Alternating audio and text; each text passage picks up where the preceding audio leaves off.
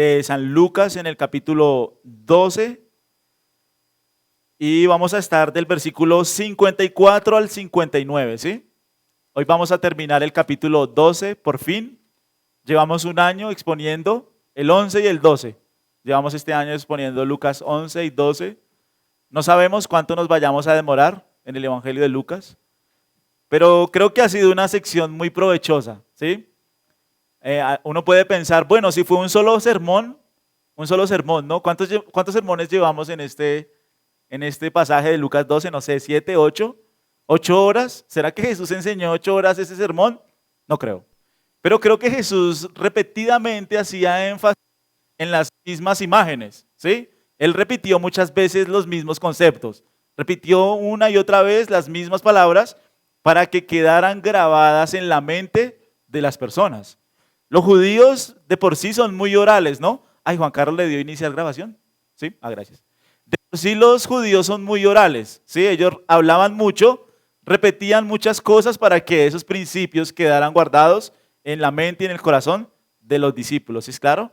Entonces la idea es poder sacarle todo el provecho a la palabra de Dios, aprender de todo lo que la palabra de Dios tiene allí.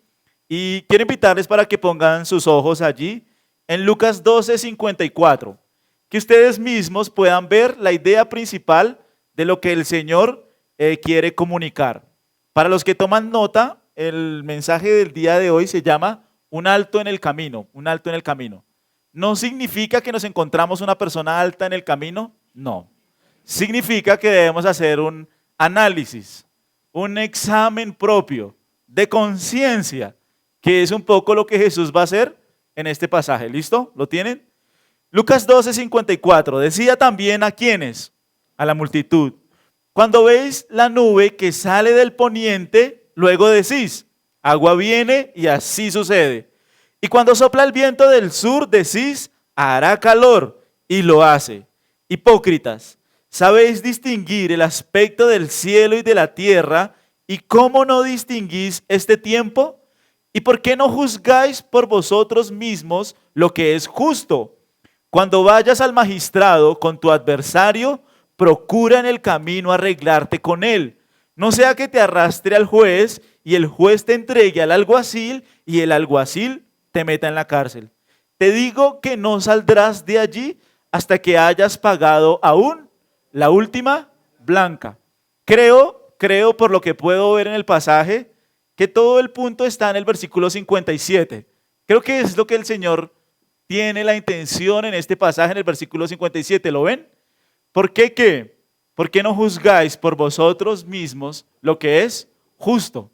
¿Qué está haciendo Jesús? Le dice a su audiencia, ¿por qué no examinan bien lo que están haciendo? ¿Por qué no examinan bien lo que están creyendo? ¿Por qué no examinan bien la doctrina que están siguiendo? Porque hasta ahora ustedes ¿qué son? Hipócritas, fuerte.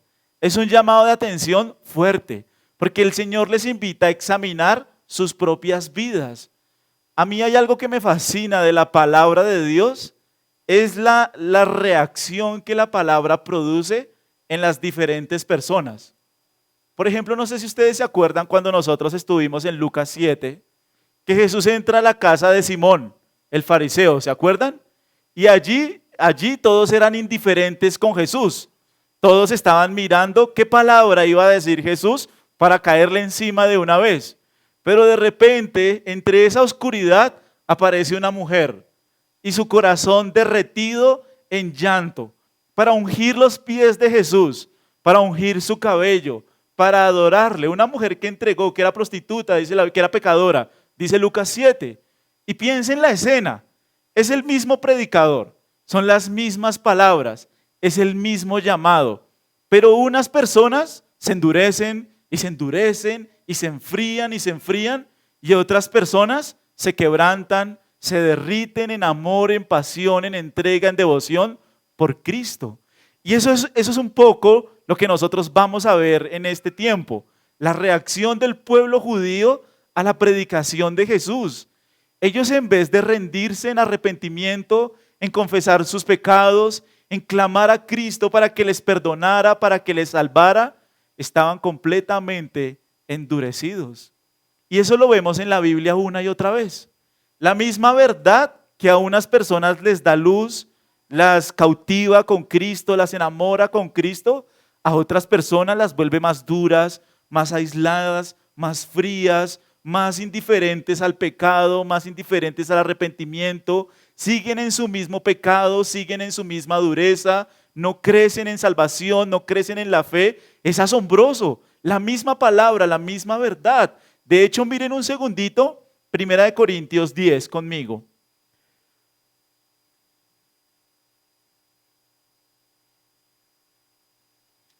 A mí siempre me llama la atención los pastores que dicen, bueno, Dios te sacó de Egipto para llevarte a la tierra prometida.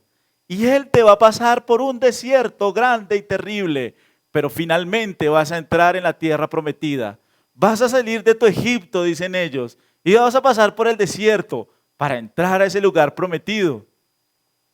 De los que salieron, de los 6 millones de judíos que salieron, solo entraron 2. Increíble. 20 mayores de edad. Ellos no fueron los que entraron a la tierra prometida. Fueron los hijos que crecieron ¿en dónde? En el desierto. Todos los que salieron de Egipto murieron en el desierto. Y esos que murieron en el desierto no entraron. Dios no quiso sacar a nadie del Egipto para llevarlo a cumplir sus sueños y sus promesas. ¿Por qué digo eso? Miren el 1 Corintios 10:1. Porque no quiero, dice el apóstol Pablo, hermanos, que ignoréis que nuestros padres todos estuvieron bajo la nube y todos pasaron el mar y todos en Moisés fueron bautizados en la nube y en el mar y todos comieron el mismo alimento espiritual y todos bebieron la misma bebida espiritual porque bebían de la roca espiritual que los seguía y la roca. Pero miren esto, pero de los más de ellos, ¿qué sucedió? ¿Qué pasó con Dios? No se agradó de esa gente. Quedaron muertos en el desierto. Piensen lo siguiente, las personas dicen para creer, ojalá hubieran milagros. Si hubieran milagros, la gente creería. Mentira. Pensemos primero en los israelitas. Todos los israelitas, ¿qué privilegio tuvieron? El mar se abrió en 2.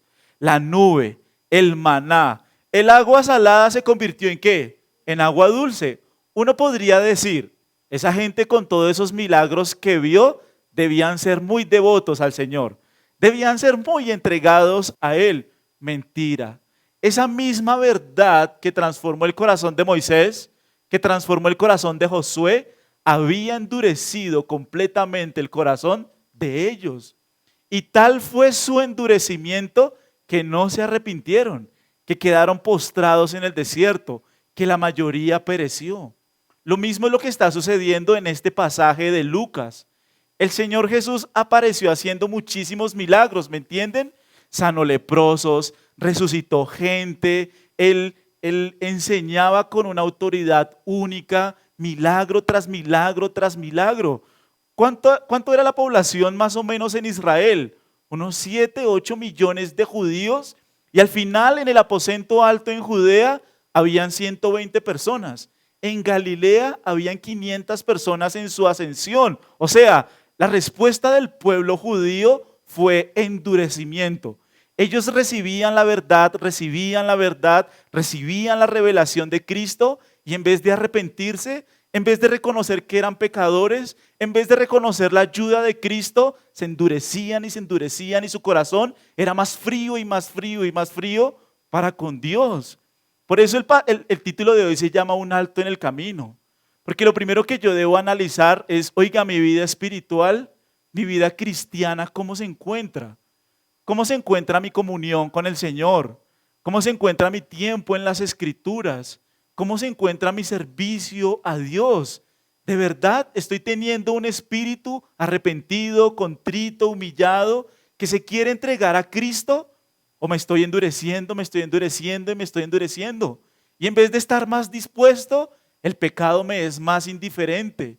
No me interesa arrepentirme. No me interesa abandonar las prácticas que Dios condena. No me interesa darle la espalda a lo que Dios llama como pecado. No me interesa. Lo sigo practicando, sigo allí contento, sin examinar mi vida, sin crecer en Cristo. Eso es supremamente peligroso. Es el estado más crítico. Cuando una persona se sienta a escuchar el evangelio, a ver las señales, a ver a Cristo y no se arrepienten y no hay respuesta. Miren el panorama bíblico. En el panorama bíblico siempre hay una respuesta de parte de los escogidos del Señor. Por ejemplo, Noemí, ¿se acuerdan de Ruth la Moabita? Noemí salió con 2 yernas, la misma suegra, el mismo Dios, el mismo lugar. Una siguió con Noemí y la otra se devolvió. ¿Lo pueden ver? El rey Saúl tuvo al profeta Samuel, David tuvo al profeta Samuel, pero Saúl como rey fue un desastre, es impresionante. La misma verdad, la misma luz que a unas personas salva, a otras condena. ¿Y cómo nosotros podemos ver y examinar nuestras vidas? La pregunta es, ¿cómo estamos respondiendo a Cristo? ¿Cómo estamos respondiendo al evangelio? ¿Cómo vivo yo en semana? De verdad, día tras día quiero someter mi vida a la Escritura. Quiero que la palabra de Cristo more en abundancia en mi familia, en mi hogar. Le damos verdaderamente la importancia a nuestro tiempo de oración, de comunión, de cantar himnos al Señor, servir al Señor. O mi corazón está envuelto, enceguecido en el mundo, en los deseos de los ojos, en los deseos de la carne, en la vanagloria de la vida. Estoy enredado en las cosas que el mundo me ofrece. Es un examen de conciencia lo que el Señor está llamando a esta gente. El llamado al arrepentimiento no es para siempre. Llega un momento en el que el corazón de las personas no va a creer ya, no va a creer. Ya no hay salvación, ya no hay esperanza. El llamado al arrepentimiento es hoy. El llamado a abandonar el pecado es hoy, es ya, es ahora. No jugar con el Señor, no jugar con sus misericordias, con sus gracias que son nuevas cada mañana. Nosotros los cristianos, aquellos que responden a Cristo, empiezan a crecer en Él, a reconocer su pecaminosidad, a reconocer su necesidad de arrepentimiento. Todos ellos vieron milagros, pero solo pocos se arrepintieron. Solo pocos de verdad estuvieron dispuestos a abandonar su vida de pecado, a abandonar su maldad. Volvamos a Lucas 12.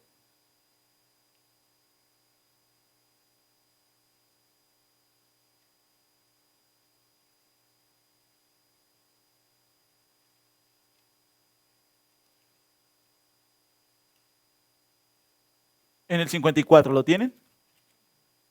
Entonces miren, decía también a la multitud, cuando veis la nube que sale del poniente, luego decís, agua buena y así sucede. Y miren el siguiente, y cuando sopla el viento del sur, decís hará calor y lo hace. Hipócritas, ¿sabéis distinguir el aspecto del cielo y de la tierra? ¿Y cuál es la pregunta del Señor? ¿Cómo no distinguen este tiempo? ¿Qué le pasó a esta gente? ¿Qué le pasó? ¿Y qué le pasa a todos aquellos que no se arrepienten hoy en día? ¿Qué es lo que pasa? Piensen en Jesús. ¿Jesús era de mal testimonio? No, nunca pecó. ¿Sus palabras cómo eran? ¿A quién iremos? ¿Solo tú tienes palabras de vida eterna? Sus palabras eran maravillosas. ¿Sus milagros cómo eran? Asombrosos. ¿Qué le pasó a estas personas? ¿Por qué estas personas no responden? ¿Por qué una persona no responde al Evangelio de Cristo? Provoca sacudirlo, ¿sí? Responda al Evangelio de Cristo. ¿Por qué no? Miren 2 Corintios 4:4, un segundo.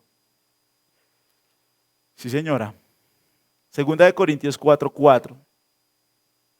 Miremoslo desde el versículo 2. ¿Lo tienen? 2 Corintios 4:2. ¿Están conmigo? ¿Sí? ¿Están durmiendo? Si se van a dormir, pásense a estas sillas, que estas sillas no los dejan dormir. Antes bien, ¿sí? ¿Están conmigo? Antes bien, renunciamos al oculto y vergonzoso, no andando con astucia, ojo con esto, ¿ni qué?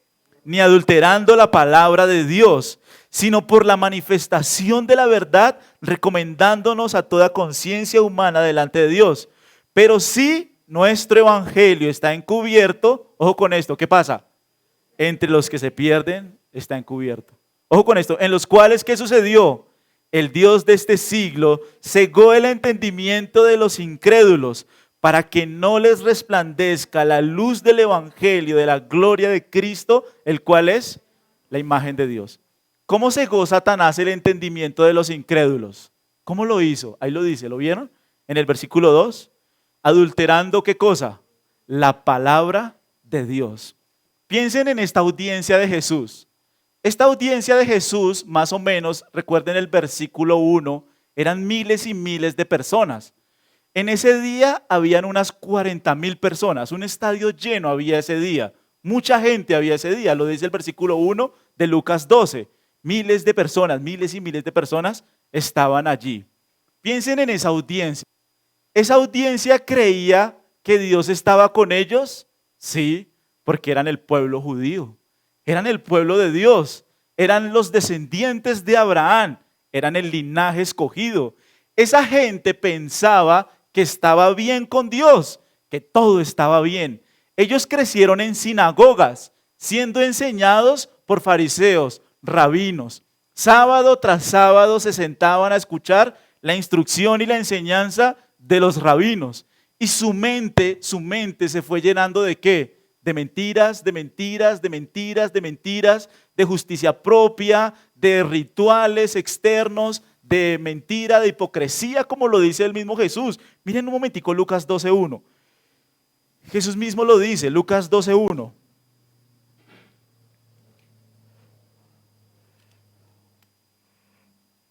¿Lo tienen allí?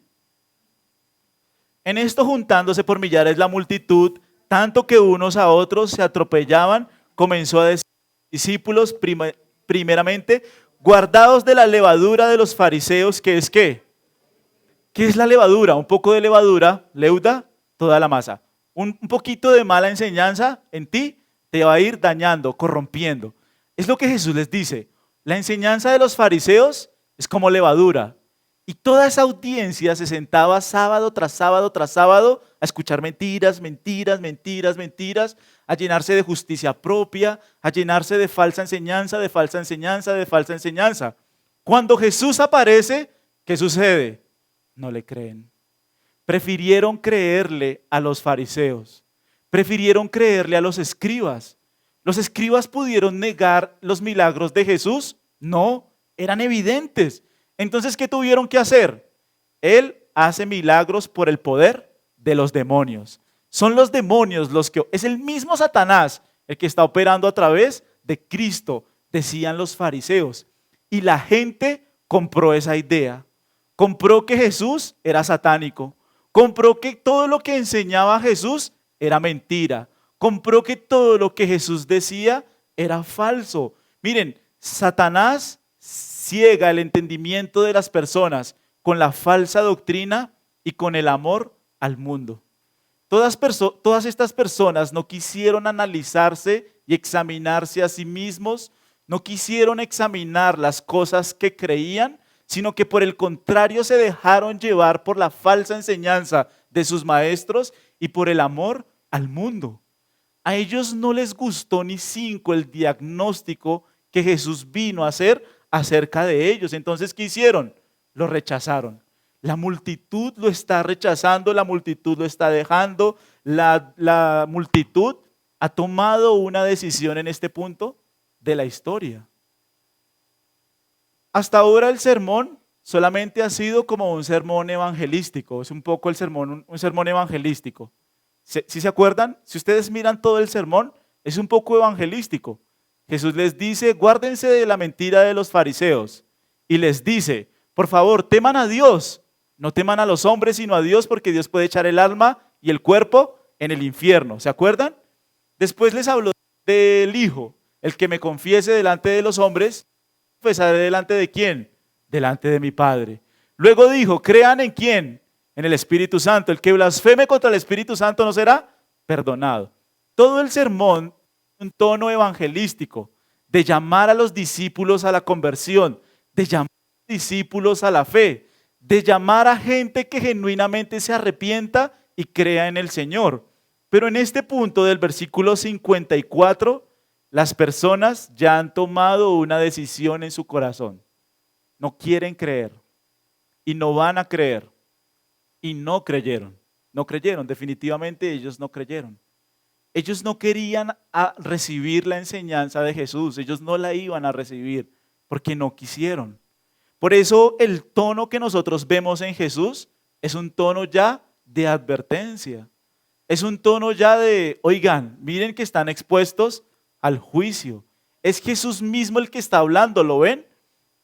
en estos días escuchaba a un falso maestro que decía, miren, Jesús solamente trató fuerte a los hipócritas, a los fariseos, pero a la gente siempre la trató con amor, con misericordia, con cariño.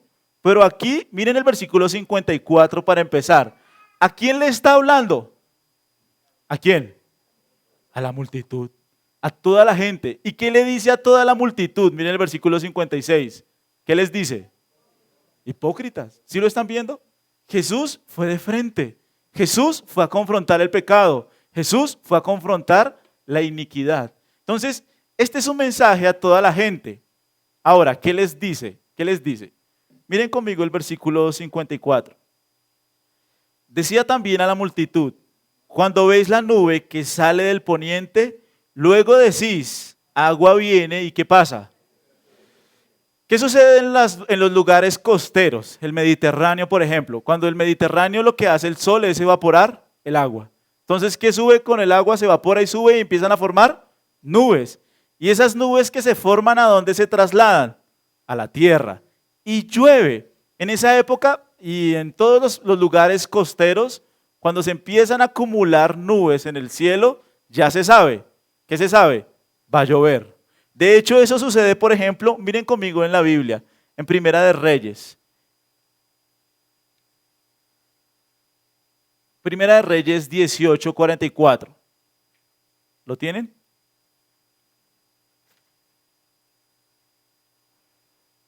¿Se acuerdan de Elías en la época de Acab? Primera de Reyes.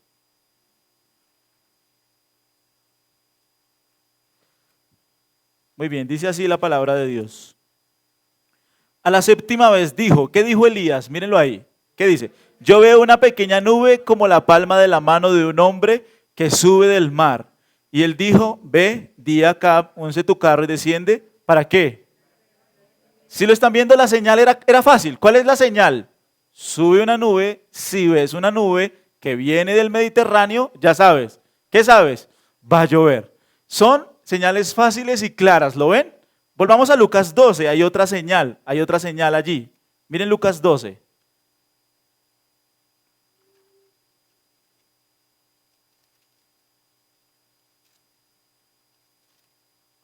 Miren el siguiente, Lucas 12, 55. ¿Qué dice? ¿Qué sucede? Cuando sopla el viento del sur, decís, hará calor. ¿Qué pasa? Ustedes saben que en el sur de Israel, ¿qué hay? El desierto del Negev. Entonces, cuando sopla el viento del sur, ¿qué trae? El calor que hay en esas regiones. Entonces, cuando alguien empezaba a sentir un viento caluroso, sabían que se acercaba una época de calor. De hecho, eso es lo que dice Santiago. El calor seca las plantas, seca la flor, las marchita. Entonces, en ellos, esas señales eran muy conocidas. Ellos eran muy hábiles para distinguir las señales de la tierra. Eran muy hábiles para eso, para distinguir las señales de la tierra. ¿Cuál es la exhortación? Miren el versículo 56. ¿Qué dice el versículo 56? Hipócritas. ¿Por qué son hipócritas? Porque saben distinguir el aspecto del cielo y de la tierra. ¿Y cómo no distinguís en este tiempo? La palabra hipócrita era el término favorito de nuestro Señor para describir al pueblo de Israel. ¿Quién es una persona hipócrita? Es una persona que aparenta algo que no es. Ellos aparentaron muchas cosas que no eran. Por eso el pasaje en sí es muy fuerte. Miren, ellos engañaban acerca de todo. Engañaban acerca de la verdad, engañaban acerca de su piedad, porque su piedad era falsa, su espiritualidad era falsa, su lealtad a Dios era una farsa, su santidad era una santidad superficial, su religión era externa y sus corazones eran perversos y malvados. Toda su religión era una hipocresía. Toda su religión, toda su vida de piedad, toda su religión externa era una farsa. Es un llamado de atención muy fuerte. Pero sobre todo, ¿sabe qué me llama la atención? Miren el versículo 56. Hipócritas, ¿sabéis distinguir el aspecto del cielo y de la tierra? ¿Y cómo no distingue en este tiempo. La palabra distinción o distinguir es del griego dokimazo. Y la pregunta de Jesús es, ¿por qué no analizas? ¿Por qué no reflexionas? ¿Por qué no pruebas y disciernes la evidencia, esa evidencia masiva que Él ha mostrado? Miren, ¿cuál es el punto? Los judíos eran expertos en analizar señales, ¿no? Ellos veían la nube y decían, va a llover. Sentían el calor, el viento caluroso y decían, va a ser calor, va a ser un bochorno. Eran expertos en analizar las señales de la tierra, pero completamente ignorantes para analizar las señales del cielo. ¿Por qué eso me impacta tanto? Porque es lo mismo que sucede hoy en día. Las personas son muy hábiles para hacer un negocio, ¿no? Si tú vas a comprar una casa, tú quieres examinar todo. Certificado de tradición, el impuesto, todo lo quieres analizar para que tú estés seguro de que eso que vas a comprar, ¿qué? Está bien. No te vas a meter en algo sin investigar, sin analizar. Las personas por naturaleza son dadas en ser hábiles para los negocios, ¿no? Para analizar las cosas, para mirar dónde se meten, pero se meten en cualquier iglesia a escuchar cualquier clase de doctrina y tontería que les dicen. Somos hábiles para investigar y creer las cosas del mundo, pero no somos hábiles e inteligentes para discernir las verdades espirituales. Y esa es el llamado de atención de Jesús. Oiga, ustedes que son tan hábiles para distinguir el cielo, que son tan hábiles para tierra, ¿por qué no examinan la verdad? ¿Por qué no se sientan a pensar y a meditar un rato sobre lo que es verdad, sobre lo que tiene sentido? Utilicen su cabeza, no crean todas las mentiras que han recibido. Siéntense a pensar y a analizar si lo que ustedes creen es verdad, si la vida que ustedes están llevando es genuina, es verdad. Cuando nosotros analizamos el cristianismo es asombroso, la evidencia, la fortaleza, la cantidad de profecías que se han cumplido. Cuando nosotros miramos el cristianismo histórico y su enseñanza es formidable, pero a la gente no le gusta eso. A la gente no le gusta discernir la clase de enseñanza que recibe. Solo les gusta cuestionarse acerca de sus negocios, de sus asuntos terrenales. Les preocupa un contrato. Miren, si es un contrato, uno lo quiere mirar al pie de la letra. Que no haya una letra chiquita, que no haya algo que me pueda engañar. Pero la gente se sienta a escuchar cualquier clase de tonterías, a creer que cualquiera le dice. Y eso fue lo que pasó con esa gente. Esa gente le compró el discurso a los fariseos.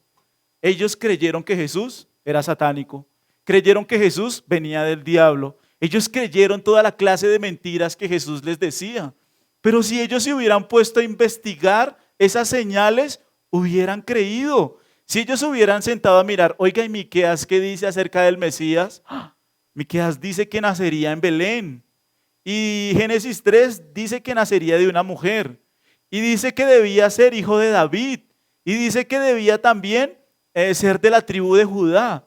Si ellos se hubieran puesto a investigar la evidencia histórica de lo que estaban creyendo, seguramente hubieran abandonado esas falsas ideas. Ayer me escribía un señor que me dijo, buenos días, ¿cómo fue que me dijo? Yo he subido al tercer cielo, al paraíso, yo he hablado con mi padre Abraham, he hecho milagros, 2 veces he sanado de cáncer, 2 veces he sanado de SIDA. Cualquiera que hable alguna palabra en contra de mí, el Señor lo matará, traerá juicio. Así, una locura. Y yo decía, ¿cómo es tan bruto para creer eso? Él mismo, ¿cómo es tan bruto? Miren, seguro que si ese señor tuviera que hacer un negocio, él sería muy diligente en examinar la letra pequeña. Pero han llenado su cabeza de tantas mentiras, que no están dispuestos a analizar. La gente se mete en cualquier lado y cree cualquier cosa y no saben que esas mentiras las pueden condenar. Ese es el punto. ¿Ustedes creen que normalmente la gente se pregunta sobre el lugar donde se encuentra? Normalmente no. Cualquiera que hable de Dios, pues no importa, está bien, no importa, lo importante es hablar de Dios. Entonces los romanos creen que lo importante es ir allá a un lugar un poco, un ratico y ya, eso está bien. pero no se preguntan si de verdad ese mensaje es el mensaje apostólico.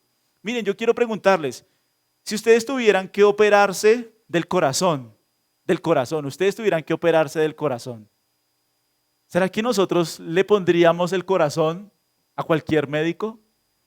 Bueno, yo examiné a este médico y este médico ha matado a 5. No importa, seguro conmigo va a ir bien. ¿Ustedes le pondrían el corazón a un médico así? No.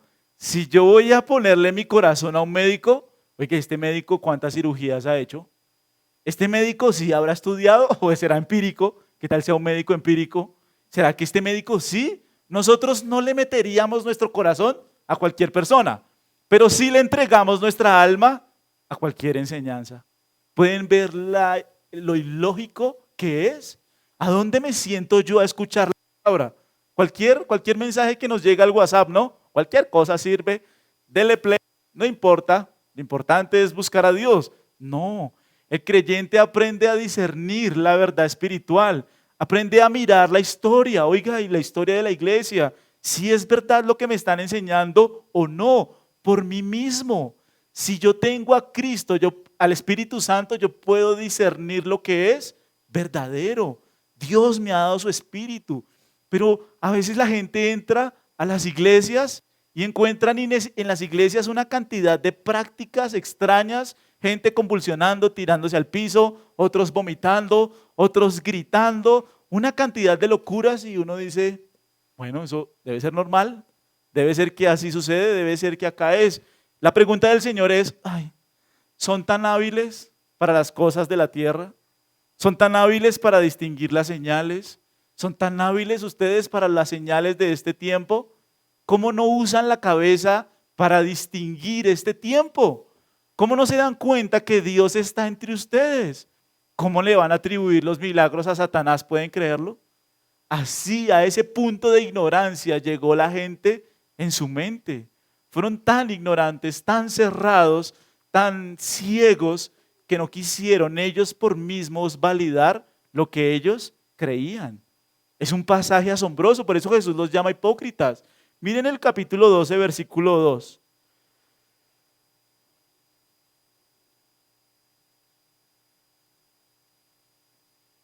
¿Qué dice? Porque nada hay encubierto que no haya de descubrirse, ni oculto que no haya de saberse. Todo quedará descubierto finalmente. Ellos debían entender eso. Y Jesús les predicó, Jesús les enseñó, y ellos no estaban respondiendo a la evidencia que Jesús les había dado. Uno tan solo pudiera investigar si el cristianismo es cierto. Algunos de los que estamos acá no creen que el cristianismo es cierto. ¿Por qué no lo creen? Porque en su vida no se refleja el cristianismo. ¿Sí me entienden? Si yo hiciera un análisis concienzudo del cristianismo y yo digo, sí, el cristianismo es verdad, es cierto, hay un infierno, hay un cielo, hay salvación en Cristo y Jesús dice que yo debo renunciar a mí mismo, a mis deseos, que debo negarme a mí mismo, tomar mi cruz cada día y seguirme. ¿Cuál es la decisión que yo tomaría? Yo entregaría mi vida a Cristo.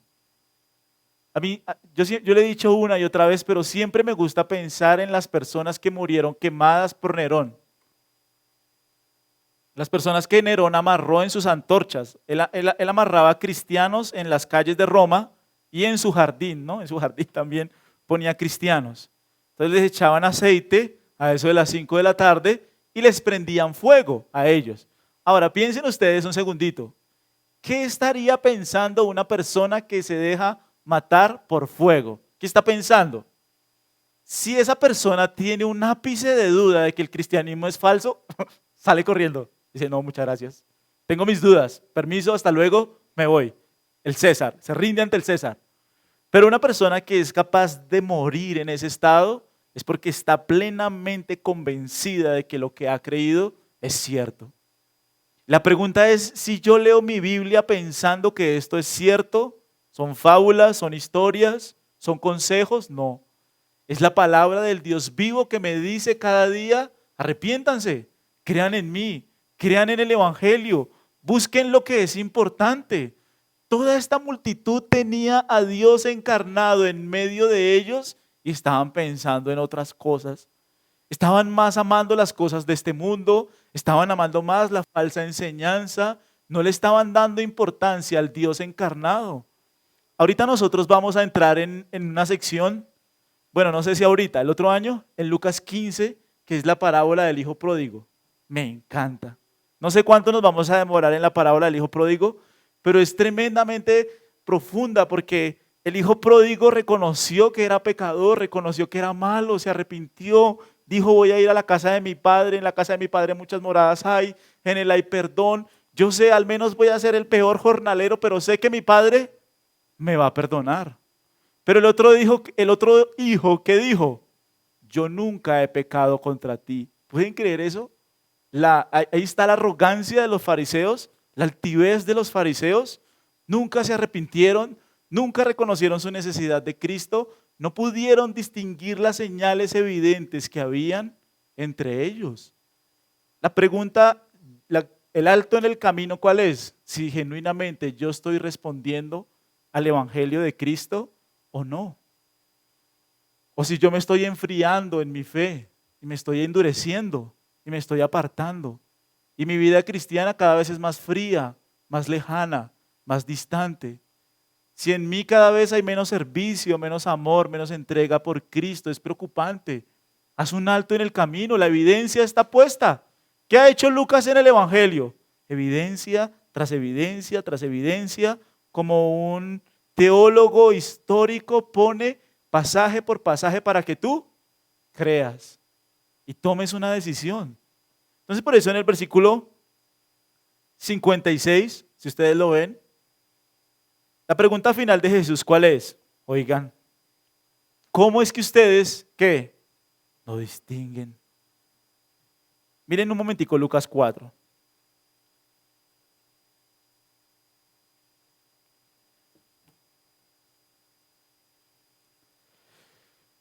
Ese es el primer mensaje de Jesús, ¿se acuerdan? Primer mensaje de Jesús. En versículo 17, ¿lo tienen? Lucas 4, 17. Y se dio el libro del profeta Isaías, habiendo abierto el libro, halló el lugar donde estaba escrito. ¿Y qué dijo Jesús ese día? El Espíritu del Señor está sobre mí, por cuanto me ha ungido para dar buenas nuevas a los pobres, me ha enviado a sanar a los quebrantados de corazón, a pregonar libertad a los cautivos y vista a los ciegos, a poner en libertad a los oprimidos, a predicar el año agradable. Si nosotros fuéramos periodistas y entrevistáramos a un judío de la época, un judío promedio, fariseo, ¿sí? Señor fariseo, ¿tú eres un pobre en espíritu? Fariseo, ¿tú eres un quebrantado de corazón? Linaje de Abraham somos. Señor fariseo, ¿tú eres un cautivo? Estoy bien. Señor, ¿tú eres un oprimido? Entonces este mensaje no es para ti. Porque este mensaje, mírenlo ustedes mismos, miren ustedes en la Biblia en el versículo 18, el Señor me ha ungido para dar buenas nuevas ¿a quiénes? A los pobres. Las buenas nuevas ¿para quiénes son? Para los pobres en espíritu, los que están perdidos, en bancarrota, los que reconocen que no se pueden salvar, los que reconocen que no hay virtud en ellos, que son peor que nada. También deben reconocer que son ¿quiénes? Los quebrantados de corazón. Deben reconocer que son ¿quién más? Los cautivos y que son oprimidos.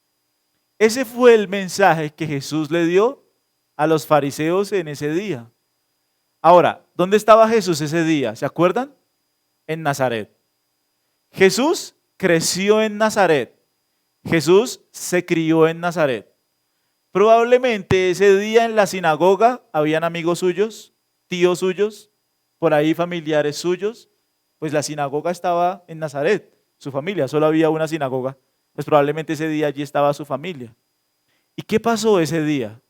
Cuando Jesús les dijo que ellos eran pobres, ciegos, cautivos, oprimidos, ¿qué les sucedió? Miren el versículo 22. Y todos daban buen testimonio de él, y estaban maravillados de la palabra de gracia que salían de su boca y decían, ¿no es este el hijo de José? Entonces, miren lo que empezó a decir Jesús en el 24, ¿lo tienen? Y añadió, de cierto os digo que ningún profeta es acepto en su propia tierra, y en verdad os digo que muchas viudas había en Israel en los días de Eliseo, cuando el cielo fue cerrado por 3 años y 6 meses y hubo una gran hambre. Y miren el versículo 26. Pero a ninguna de ellas fue enviado Elías, sino a una mujer viuda en Sarepta, ¿de dónde? ¿Qué está diciendo Jesús? Israel estaba tan corrompido de pecado en la época de esta mujer que no hubo ni siquiera una viuda a la cual pudiéramos enviarle salvación. Tuvo que ir Elías lejos de Jerusalén para encontrar salvación, para encontrar a alguien que estuviera dispuesto a recibir la salvación. Porque la gente, ustedes eran tan malos, el pueblo de Israel era tan perverso que no recibieron la salvación. Y luego pone de ejemplo ¿a quién? A Eliseo, lo mismo. ¿Cuántos leprosos había en Israel en la época de Naamán? Muchos leprosos habían. ¿Y qué le dice el Señor? Bueno, a ningún leproso de Jerusalén pudo enviarse Eliseo, porque todos en Israel estaban corrompidos, todos estaban corruptos. O sea, Jesús les dijo que ellos eran supremamente malos. Jesús le dijo a la gente de esa sinagoga que era supremamente pecadora. Jesús le dijo a esa gente que solamente aquellos que se reconocían como pobres iban a encontrar salvación. ¿Y qué pasó al final? Miren el versículo 14, 29.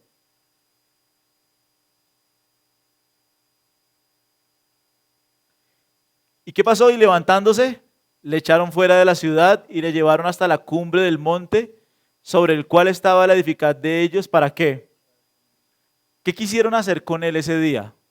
Matarlo. Su mensaje fue tan ofensivo que ellos quisieron matarlo. ¿Pueden verlo?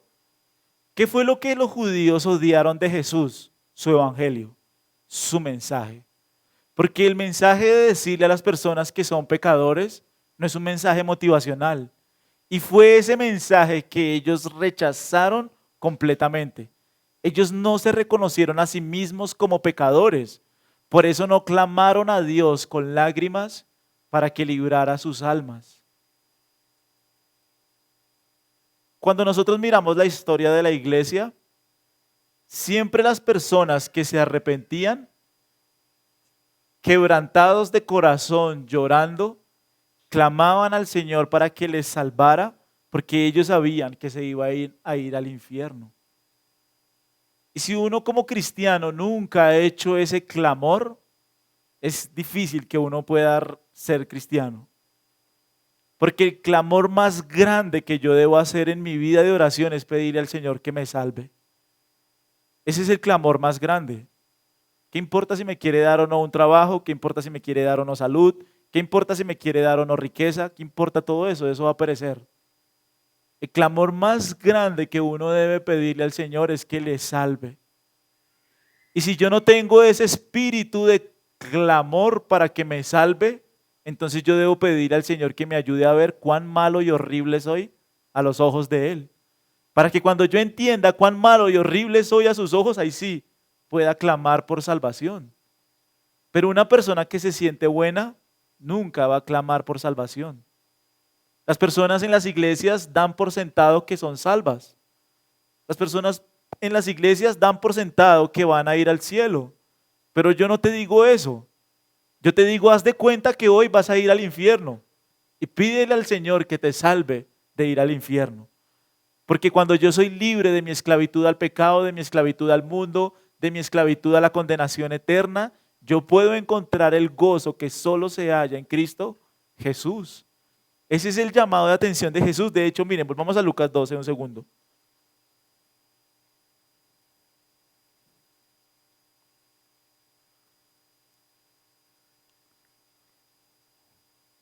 ¿Lo tienen? Ahora sí, en el versículo 57, ¿qué les dice Jesús? ¿Por qué no juzgáis por vosotros mismos qué? Examinen lo que es verdadero. Examinen lo que es importante para sus vidas. Examinen qué rumbo de vida quiero seguir. Si yo me decido por el mundo, voy a perder. El mundo traiciona, el mundo engaña, el mundo es mentiroso. El mundo te hiere, el mundo te lastima. El mundo te juega una mala pasada. El mundo te dice mentiras. El mundo no es la solución, no persigue las cosas del mundo.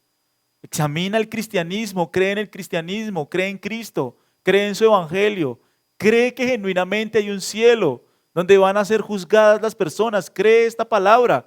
Si tú crees esta palabra, nos entregaríamos todos por completo a Cristo, sin reservas. Si Él me ofrece el cielo, y el cielo es lo último, lo final, ¿a qué me aferro yo aquí? Si yo examino que esto es verdadero, yo me voy a entregar a Cristo. Entonces, miren el versículo, ¿lo ven? El versículo 57. ¿Por qué no juzgan por ustedes mismos qué? Examinen lo verdadero y tomen decisiones con referente a eso. Ahora, Jesús va a evangelizar. Miren el 58. Cuando vayas al magistrado con tu adversario, procura en el camino que arreglarte con él.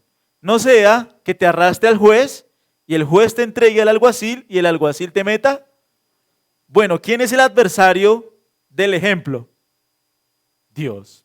Dios es el adversario. Tú estás en enemistad con Dios. Ese es el punto. Entonces, Jesús va a poner un ejemplo judicial. Un ejemplo judicial. ¿Cuál es el ejemplo que él pone? Haga de cuenta que usted tuvo un pleito con alguien. Entonces, cuando uno tiene un pleito con alguien, normalmente hay una audiencia preliminar. Después de esa audiencia preliminar, ¿vamos a dónde? A juicio. Y ya en el juicio no hay nada que hacer. Entonces, ¿qué dice Jesús? Antes de que tú llegues al juicio, ponte a cuentas con tu adversario. Entonces, miren, el primer paso cuando había alguien acusado, el primer paso era ir al magistrado, que es el que está ahí. El magistrado es una especie de gobernante y el gobernante decidía si el caso era digno de juicio o no. Entonces, Jesús, ¿qué nos está diciendo? Miren, ustedes pónganse a cuentas, arreglen sus cosas con Dios, quien es su adversario. Eso es lo que está enseñando Jesús acá. Porque luego voy a explicar primero la parte secular. Miren el 58, otra vez. Cuando vayas al magistrado con tu adversario, ¿qué dice? Procura en el camino arreglarte con él. O sea, antes de llegar siquiera con el magistrado, pónganse a cuentas, arreglen las cosas con su adversario. Porque no, ¿qué puede suceder? Miren lo que dice Jesús. No sea que ese magistrado que haga te arrastre al juez, no sea que vayas a juicio.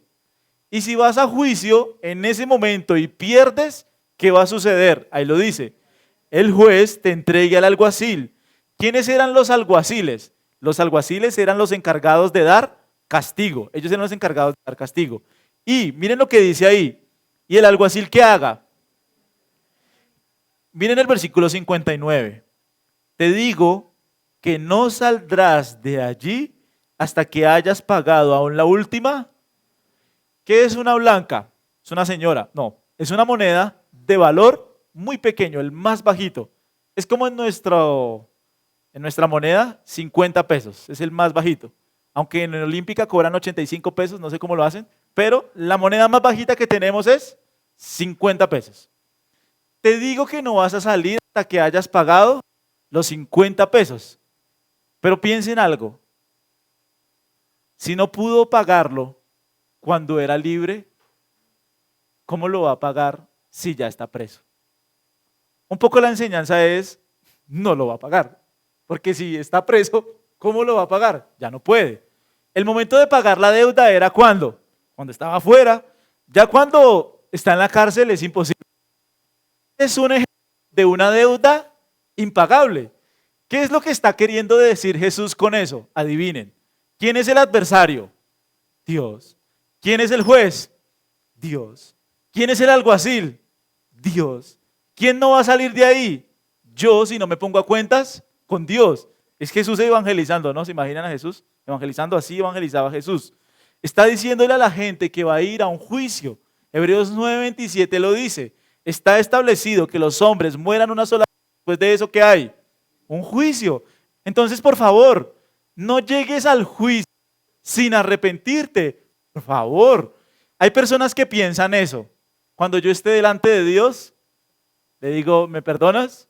de todo lo que hice y Dios me va a perdonar. Jesús está diciendo que en ese momento ya no hay vuelta atrás. Cuando las personas ya llegaron al juicio del gran trono blanco y no se arrepintieron en vida, ya no hay nada que hacer. Ya perdieron. Por eso antes de que vayas a juicio, ¿qué dice Jesús? Arregla tus cosas con Dios. Pon en paz tu vida con Dios. Arrepiéntete de tus pecados. Hay salvación para ti en Cristo. Ven a Cristo, puede ser lavado, puede ser limpiado. Vengan a mí, en mí hay fuente de agua de vida, agua gratuita de vida. En mí hay gracia abundante, amor abundante, paz abundante. Vengan y arreglen las cosas a través del único mediador que es ¿quién? Cristo. Ahora, tú y yo merecíamos ser metidos en la cárcel, sí. Pero alguien vino y pagó la deuda por ti y por mí. Y como Cristo pagó la deuda que yo tenía, yo puedo ser libre. Pero solamente para aquellos que se ponen a cuenta con Él. Este es el llamado de Jesús al arrepentimiento.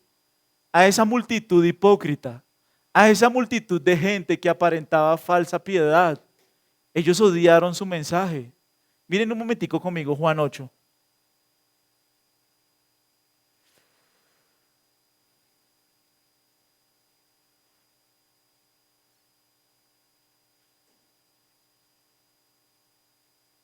Juan 8:37, ¿qué dice Jesús?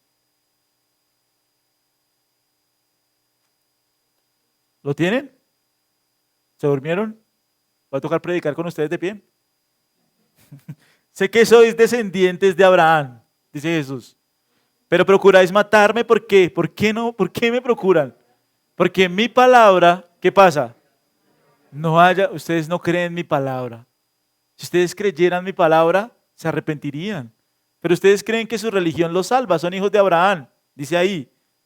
Mi palabra no haya cabida en ustedes. Y miren el versículo 58. ¿Cuál era la palabra que no cabía en ellos? Jesús les dijo, ¿están conmigo? Sí.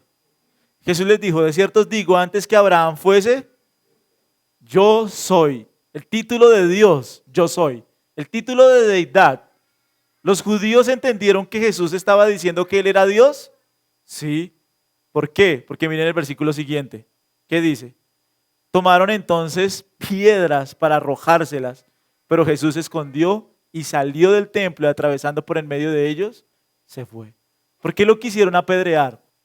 Que entendieron que Él mismo se hizo. Miren Juan 10, Juan 10:31.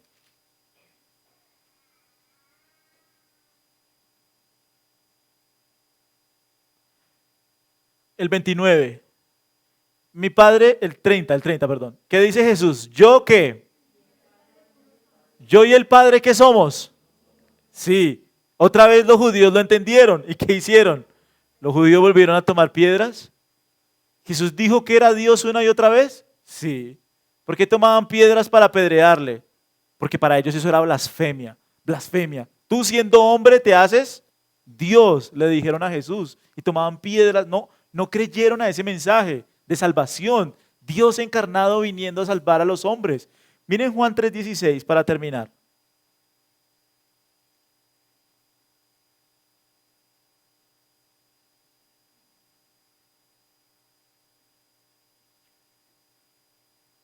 ¿Lo tienen? Porque de tal manera que hizo Dios, amó Dios al mundo, que ha dado a su Hijo unigénito, para que todo aquel que en Él cree no se pierda, mas tenga vida eterna.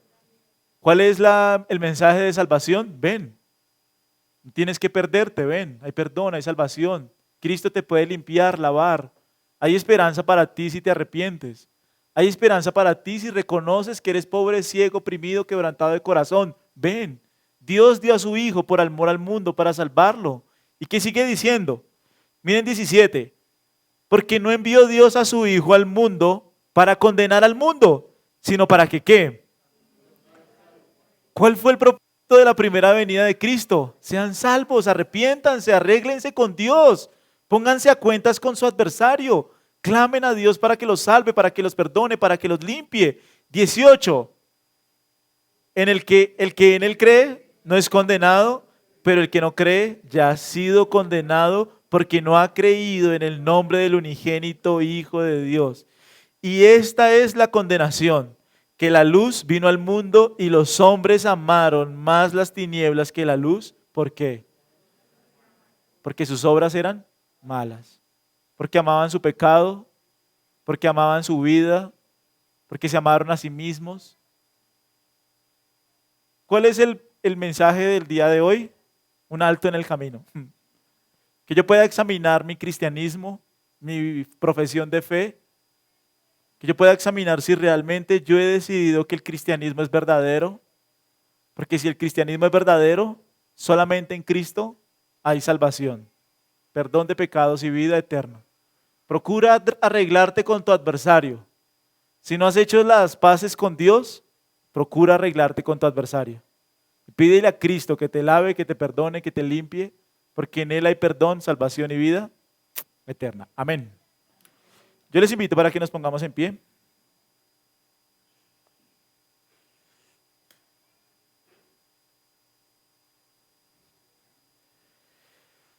Bueno, Señor, queremos dar gracias por este tiempo, gracias por tu palabra, gracias por lo que tú nos enseñas. Te pedimos, amado Señor, que por favor nos ayudes a arreglar cuentas contigo. No permitas, Señor, que tu evangelio enfríe nuestras vidas. No permitas que nosotros seamos de los que se endurecen, de los que se apartan, de los que se alejan. No lo permitas, Señor. Haz la disciplina necesaria, Señor, en nuestras vidas para estar siempre cerca de ti. No importa lo difícil o doloroso que sea, Señor. Disciplina nuestras vidas si nos apartamos de ti. Nunca lo permitas, oh Dios. Porque ¿de qué le servirá el hombre ganar el mundo si pierde su alma? ¿De qué le sirve? ¿De qué aprovecha?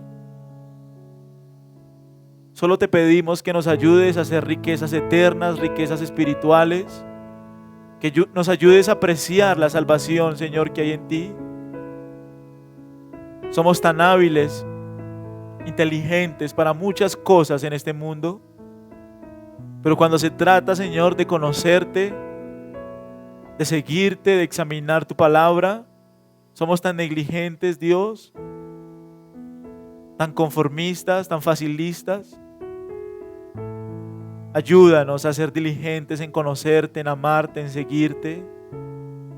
Ayúdanos a buscar tu gloria, tu nombre, tu gran majestad, Señor. Y ayúdanos siempre, Señor, a glorificar tu nombre y a exaltarte a ti.